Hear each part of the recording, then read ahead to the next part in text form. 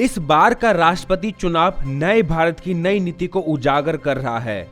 इस बात की विस्तृत चर्चा हम करने जा रहे हैं।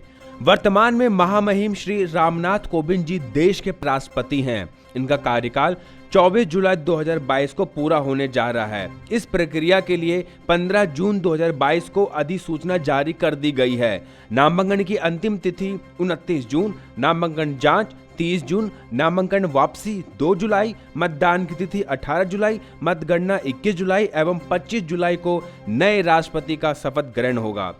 अब हम उम्मीदवार के बारे में चर्चा करते हैं। विपक्षी दलों की ओर से कई वरिष्ठ नेता राष्ट्रपति की उम्मीदवारी से मना कर दिए, जैसे कि महात्मा गांधी के परपोते श्री गोपाल कृष्ण गांधी, नेशनल कॉन्फ्रेंस के नेता फारूक अब्दुल्ला, एनसीपी नेता शरद पवार। इधर सत्ता पक्ष अर्थात एनडीए ने श्रीमती द्रौपदी मुर्मू को राष्ट्रपति उम्मीदवार बनाया है। यही चर्चा का मुख्य विषय है। श्रीमती द्रौपदी मुर्मू के बारे में मैं कुछ मुख्य बातें आपको बता दूं।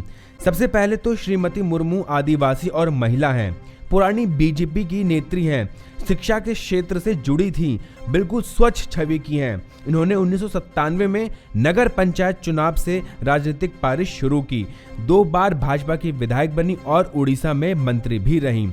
2015 में झारखंड की राज्यपाल बनाई गईं। ये किसी भी राज्य में बनने वाली पहली आदिवासी महिला बनी। इतने वर्षों से राजनीति में रहने के बाद भी इनकी कुल संपत्ति मात्र 9.5 लाख रुपए है।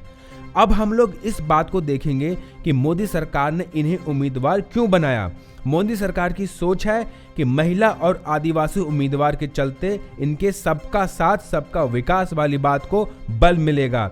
सत्ताधारी दल इस मुद्दे को जोर जोर से प्रस्तुत करेगी। पूरे देश के आदिवासियों और अन्य दलितों में सरकार के लिए विश्वास बढ़ेगा। ये विश्वास इन्हें चुनाव में फायदा पहुंचाएगा। ये सरकार कई अलग और सकारात्मक कार्य करती आई है। एक कार्य अलग से जुड़ गया। अगर श्रीमती मुर्मू चुनाव जीतती हैं तो देश की पहली आदिवासी राष्ट्रपति होंगी और महिला अलग से हैं। इनकी संपत्ति मात्र 9.5 लाख रुपए होना भी भाजपा को फायदा पहुंचाएगी। आम लोग तो ये सोचते हैं कि अगर कोई नेता है तो वह या तो करोड़पति या अरबपति पहले से है, अगर नहीं है तो जल्दी ही करोड़पति हो जाएगा। लेकिन इस दल ने श्री अटल बिहारी वाजपेयी, डॉक्टर एपीजे अब्दुल कलाम, श्री नरेंद्र मोदी, आदित्यनाथ योगी जैसे अनेक नेता को उच्च पद दिया है। इसी लाइन में श्रीमती मुर्मू भी जुड़ जाएंगी, जिनकी संपत्ति बहुत कम है। ये भारतीय राजनीति के लिए एक दर्पण है। सभी राजनेताओं और आम पब्लिक को यह दर्पण जरूर देखना चाहिए। अब हम भारत में राष्ट्रपति की चुनावी प्रक्रिया के बारे में जानेंगे। भारत में राष्ट्रपति पद के लिए भारत का नागरिक होना चाहिए। दूसरा, उम्र 35 साल से अधिक हो और तीसरा, किसी लाभ के पद पर ना हो। इस चुनाव में जमानत राशि 15,000 रुपए है। इस चुनाव में बैलेट पेपर का प्रयोग होता है। बैलेट पेपर अलग तरह का होता है। इसमें बाईं ओर उम्मीदवार का नाम और दाईं ओर चॉइस नंबर होता है, यानी कैंडिडेट के सामने के कॉलम में मतदाता अपना चॉइस नंबर 1 या चॉइस नंबर 2 या 3 लिखते हैं।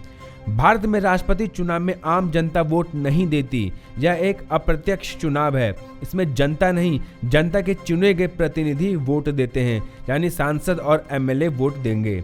यहाँ एक और बात समझने की है, इस चुनाव में सांसद और एमएलए के वोटों का वैल्यू अलग अलग है। यहाँ 776 सांसद सदस्य हैं, जिनके प्रत्येक वोट का वैल्यू 700 है। इस प्रकार सभी सांसदों के वोटों की संख्या 5,43,200 है। विधायकों के वोटों का वैल्यू थोड़ा समझना पड़ेगा। अलग अलग राज्यों के एमएलए के वोटों का वैल्यू अलग अलग है। संसद के सदस्य के एक वोट का वैल्यू 700 है, ये तो क्लियर है। लेकिन एक एमएलए का वोट का वैल्यू जानने के लिए राज्य की आबादी में एमएलए की संख्या से भाग दिया जाता है। इसके रिजल्ट में फिर 1000 से भाग दिया जाता है। इस प्रकार प्राप्त संख्या उस राज्य के एक एमएलए के वोट का वैल्यू है। इसके अगले वीडियो में मैं आज के बाद ही घटना के बारे में बताऊंगा। तब तक के लिए जय हिंद।